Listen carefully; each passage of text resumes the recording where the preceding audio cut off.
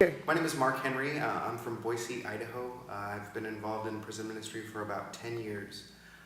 The question was asked to me, why do I think prison ministry is important?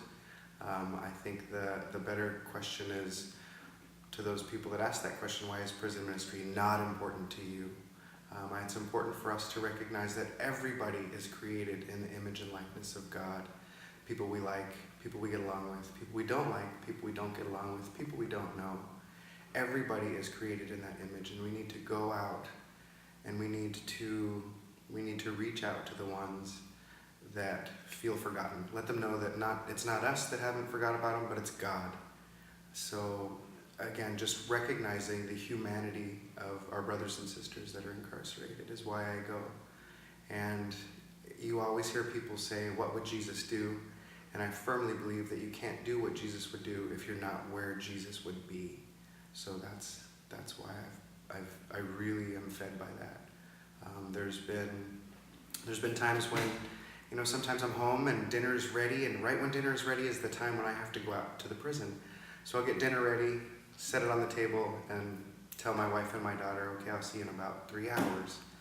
And there's some times where I really don't want to go, and I'm dragging my feet. And those nights when I'm dragging my feet, when I do go, I come back and the tires never touch the ground. Those are like the best nights that we've ever had. Just being able to be there and to be present for them is amazing. To be the hands of Christ, to reach out to them is just an awesome experience. And I'm very thankful and humbled and blessed by the experience. Without the grace of God.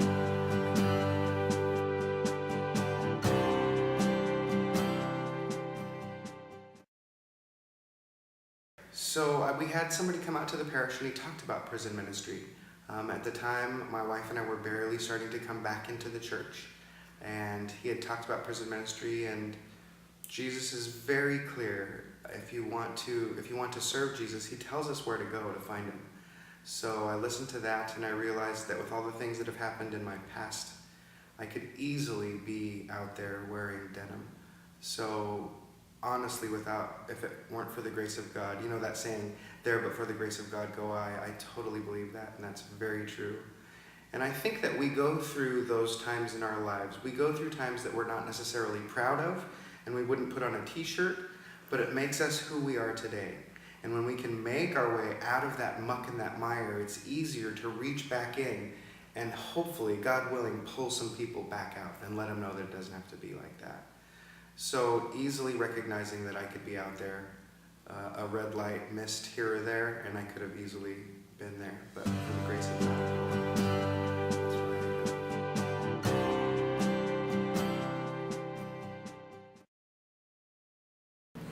I'm Sister Ruth Kuchigian, and I'm a Cincinnati Dominican, and I live in Madison, Wisconsin, and I'm a new member of this Dismas National Board. And I'm thrilled to be part of it because these people are good contacts for me. We have common interests. We have similar experiences in this vast network of prisons in the United States and many prisoners.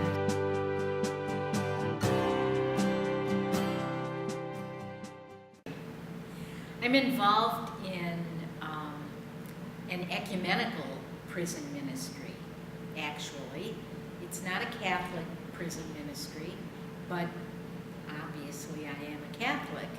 And I go in and out of about a half a dozen Wisconsin state prisons regularly. As a matter of fact, this Saturday I'm going up to Techita in Fond du Lac, which is the women's prison. And I've been doing this for about 4 years. And we run restorative justice circles and interfaith dialogue and spiritual disciplines.